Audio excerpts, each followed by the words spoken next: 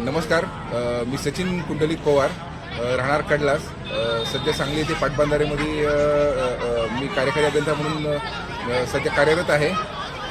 चला धावूया निरोगी राहूया या चळवळीमध्ये आम्ही एक साधारण कार्यकर्ते आहे. आपली पंढरपूर मॅरेथॉन आता 2 फेब्रुवारीला संपन्न होतात आहे. तर याच्यासाठी मी सर्वांना आवाहन करतो, सर्वांनी निरोगी राहण्यासाठी त्या मॅरेथॉनमध्ये पळावे. नुसतं पळणं म्हणजे 21 किलोमीटर, 10 किलोमीटर, 15 किलोमीटर नुसतं पळून त्याच्यात नंबर काढणे नाही, तर ही एक चळवळ आहे. त्या चळवळीला 1-2 पावलांनी आपण सुरुवात करू शकतो. तर सर्वांनी 2 पावलापासून सुरुवात करून शेवटी 21 किलोमीटर, 42 किलोमीटर आणि पुन्हा अल्ट्रा मॅरेथॉन व्हावं, ही माझी सर्वांकडनं अपेक्षा आहे. धन्यवाद.